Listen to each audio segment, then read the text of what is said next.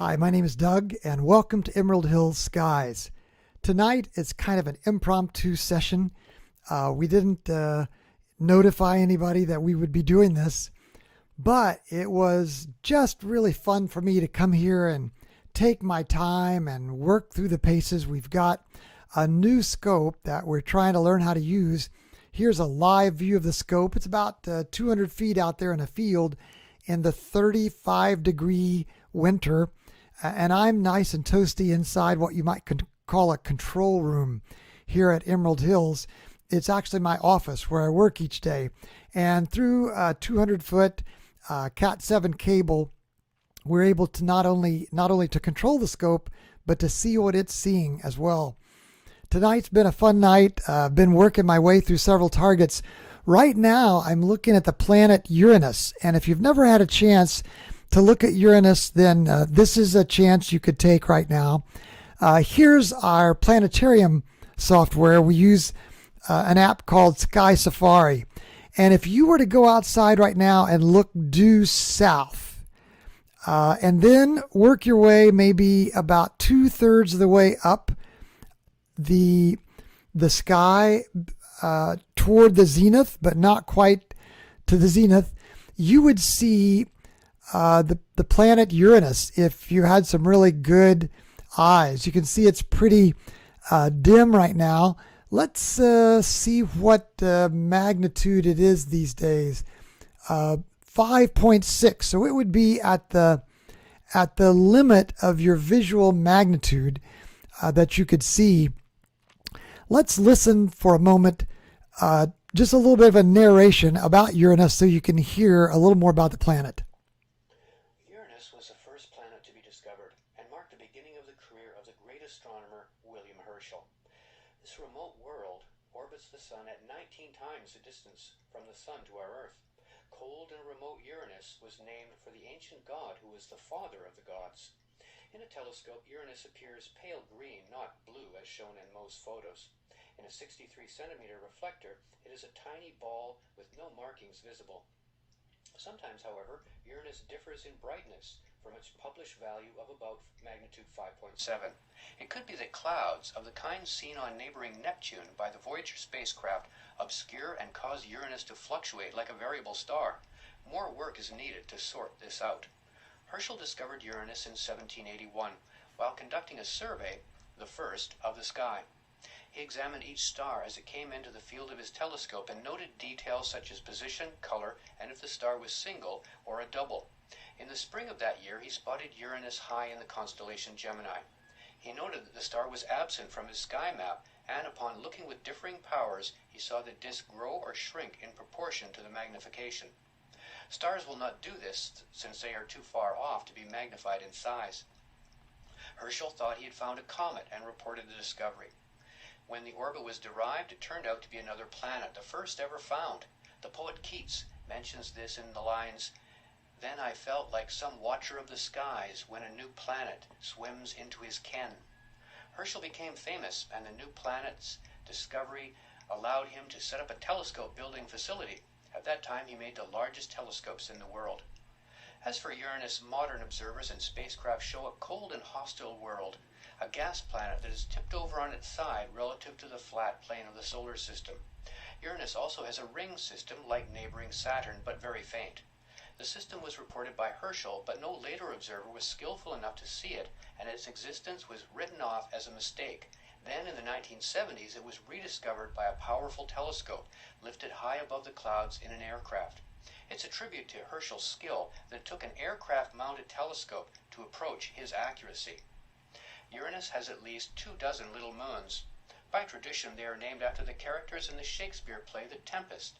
Thus we meet Prospero, Caliban, Ariel, and so on. All these small bodies are icy and desolate. So there you go. That's a little bit about Uranus. Now let's go see it. How about that? This is a live view through that telescope that you see over there to the right. And right there in the middle, you can see Uranus. Now to get your bearings in the sky, let's go back to our planetarium software and let's kind of zoom in on what we can see. we should be able to see the two moons, Titania and Oberon. And if we're lucky, we might be able to make out Miranda here on the top side.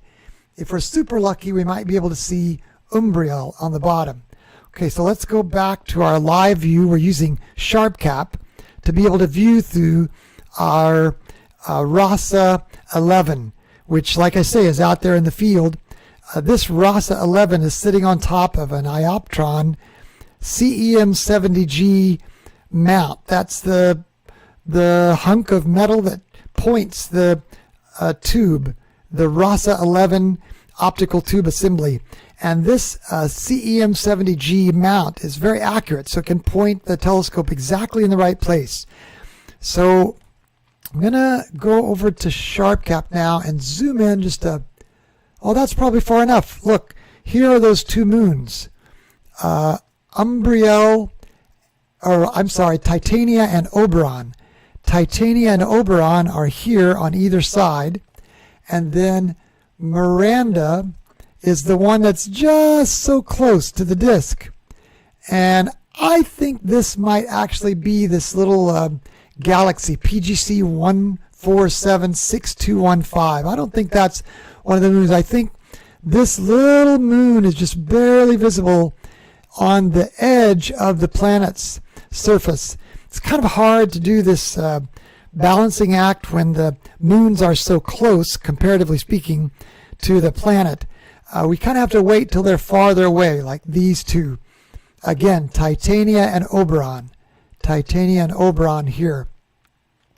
So this is Uranus, and it's kind of fun to see it now. If you're interested, we're taking 5-second exposures through this RASA 11, and we're at gain 400. So it really, makes the planet pop. And every 5 seconds, the image refreshes. So these are live views. This is not stacking. You've heard of the concept of stacking lots of views on top, so it maybe eventually increases the signal to noise ratio. With this RASA 11, we're fortunate tonight. We're able to use 5-second single shot images. So let's save a snapshot of this. And then what we can do is go over to our targeting software, which is called AstroPlanner. And in AstroPlanner, let's just do a quick note of what we saw. So we're going to say, make an observation. And we're going to say, we were able, we saw Uranus and 3 moons. And again, those moons were Titania, Oberon, and Miranda. Titania, Oberon, and Miranda. We also saw PGC 1476-215 nearby. Now what we'll do is we'll go up here under attachments, and you might not see me adding this file because it opens up a new window, and I have this set so that it's focusing by window. But let's add Uranus's view here, and you might see it pop onto the screen there. So this will be a recording of what we saw. Now, I tell you what else I'd like for us to do. Let's go see if we can chase a comet. And the comet that we're after is Comet 67P. Now, you probably know we're going to, by the way, go ahead and move the scope toward that comet. And you should be able to see the scope moving. In fact, let me just make it a little bit bigger here for you. There's the scope. Again, it's the RASA 11, and has in front of it that black section that's on the very tip. You might not be able to see it in the night sky. It doesn't really stand out, but there's a dew shield. Behind the dew shield, there's a little band around the front of the scope. This band right here is what's keeping the corrector plate from covering up in dew. Now you ought to be able to see a little glare on the dew shield there. I can't see that little band of the dew zapper, the dew buster band there to try to keep dew from forming on the corrector plate. But now you can see the saddle, the dovetail bar here, and it's mounted on this saddle, and you can see the mount here, the Ioptron CEM70G mount. Okay, so let's go back to SharpCap now. This is Comet 67P. So let's go back to SharpCap. And let's change the name right away before I forget. Comet 67P. And we're zoomed in quite a bit now. Why don't we go back out to full view? And just to make sure that we're well oriented in the night sky, let's do what's called plate solving. That'll take a picture of all of these stars and compare it to a library of pictures of stars. We are off about 0.2 of a degree, and that's not really that uncommon after you've traveled that much of the sky. So it'll make this 0.2 of a degree correction, and then it will also add that correction to the brain of the mount, so the mount can keep us on track. Okay, so now we're going to try to find this comet. Let's zoom in a little bit. Let's zoom in very much yet, and let's start looking around here. Oh, I see it. Can you see it? It's right there. And I'm going to just visually center it a little bit in our frame. There we go. Let's zoom in a little more now. In fact, I think we can go ahead and zoom in at 100%. Yeah, there's a comet. Can you see how all the stars are just kind of sharp as a tack, and they've got well-defined edges. But look how this comet 67P, it kind of looks fuzzy, doesn't it?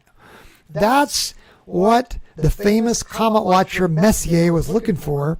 And when he would look for night sky objects that were when he would see fuzzy night sky objects, deep sky objects, he would wonder if they were a comet, and he would follow them for a while to see if they moved, and if they didn't move, then he wasn't very interested in them, and he made a list of them. And you've heard this story before, I'm sure. The list he made became known as the Messier catalog of deep sky objects, and it was basically a list of what he didn't want to mess around with, because he was looking for these comets. And sure enough, this one's pretty fuzzy. Now the RASA that we're using has a very wide field. It's not really designed for comet hunting. I guess you need a wide field telescope to see the big picture, though. That would be good. But then to be able to zoom in on a comet, it's kind of difficult. So what I've done is, a while ago, before we went over and looked at Uranus, I went and took a couple of pictures of this comet. And let me see if I can find those for you.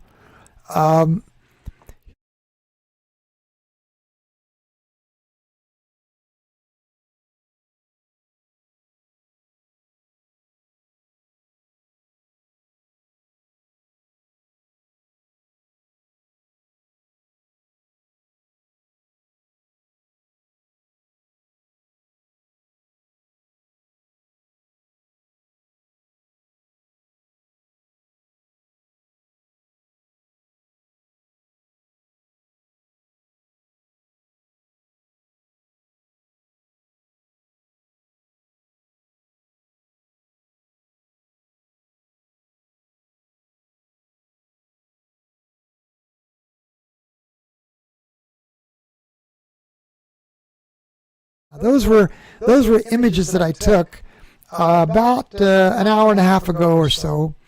But now let's go back to SharpCap. Let me make sure you're seeing SharpCap. Yes.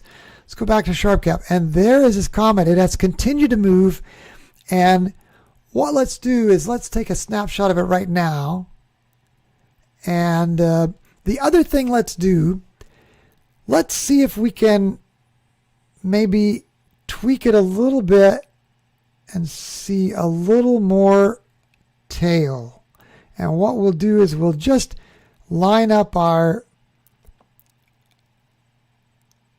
we'll just tweak and push all we can before the sky glow of Louisville, Kentucky starts popping in. Okay, right there, you see how the whole image is turning now. Too much sky glow. So let's dip this mid adjustment just below the sky glow. Right there. Now you see the comet glow is a lot bigger. And it's not really a tail that you might see in a classic comet. This comet's not making a tail. At least it's not for us tonight. Now maybe in a very, very dark sky, there might be a tail visible. But here on the outskirts of Louisville, Kentucky, with what they call Bortle 5 or Bortle 6 skies, we try to classify the night sky in terms of how much light dome there is caused by the city lights. Sky glow, light pollution. We try to classify it, and we use a thing called a Bortle rating, and our sky here at Emerald Hills is somewhere around Bortle 5 or Bortle 6. Now maybe if you were in a Bortle 0 sky, you might be able to see a telltale comet tail. But right now what we're seeing is just a fuzziness around this object that's just basically the icy glow. And I thought it might be interesting to look at some of the research that's been done on this comet. In fact, this comet happens to be one of the most famous comets ever. Why? Because it's called Comet 67P Churyumov-Gerasimenko. And that name should be familiar to you if you've been following astronomy. It was discovered back in 1969, and actually the first images that were taken of it were in Almaty, Kazakhstan. Back then it was in the Kazakh Soviet Socialist Republic because the Soviet Union hadn't broken up yet. Those images were actually of another comet that were in the picture. But a very sharp observer, his name was Churyumov, studied Gerasimenko's images. And he found, using this blink method that we just used, he found another comet, Comet 67P, on the edge of Gerasimenko's pictures that she had taken in Kazakhstan, in Almaty, Kazakh Soviet Socialist Republic. So he discovered this comet in '69. Now you might be wondering, well, why is this image so close up? And why can't we see an image that close up? Because this image was taken with a spacecraft, the Rosetta spacecraft. And by the time they were done, the Rosetta spacecraft actually landed a lander onto the comet's surface. And what you're seeing here, I hope you're seeing it. Yes. What you're seeing here in this animation, this is a series of still pictures that the lander took while it was on the surface. And you can see it just looks like a Arctic snowstorm there, doesn't it? That's actually on the surface of the very comet that we're seeing right here in our picture. Isn't that amazing that we're able to see the very same comet now years later? Let's go back there, and you'll also see that what basically this comet does is it kind of like what would you call this? It's just sort of rotates in orbit. It's like random, being the way you throw oblong rock through the air. Some of the images remind me of a duck. If you kind of turn your head sideways, you can see it there. And others have observed that too. But other images kind of just look like a rock that has two lobes. You see how it has two lobes. And boy, this Rosetta spacecraft gave us an amazing view of this comet. This Rosetta gave us these views around 2015. And it's worth looking this up. You can look up this very article in Wikipedia, Comet 67P. Let's go back and look at it one more time. Here we are now. This is the live view again. And here is that fuzzy object. Now you notice we're not stacking these images. Again, we're using an exposure time of just 5 seconds. So it's as if the shutter is open for 5 seconds on the camera we're using, and our camera is a ZWO ASI 2600 MC Pro. So it's a special astronomical camera. It's made for astronomy, and it's cooled. Of course, on a night when it's 35 degrees, it's a lot easier to cool it.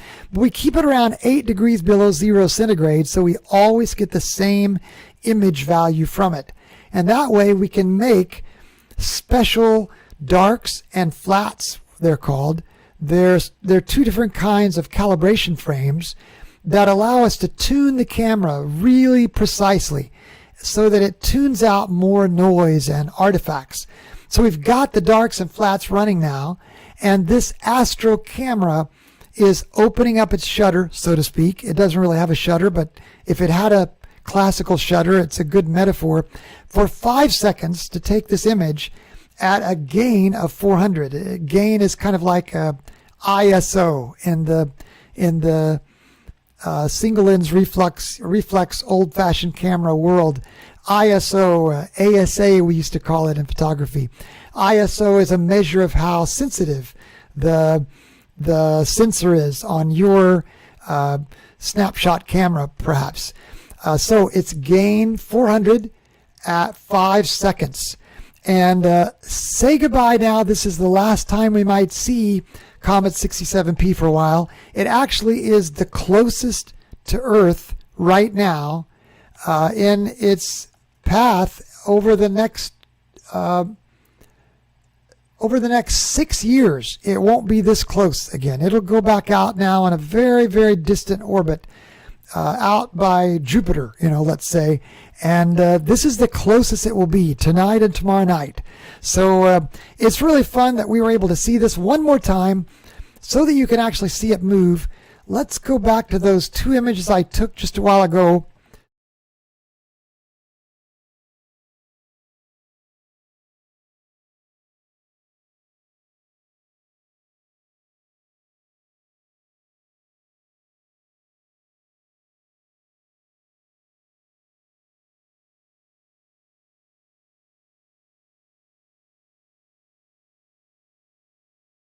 Well, thanks for joining us and our RASA 11 tonight.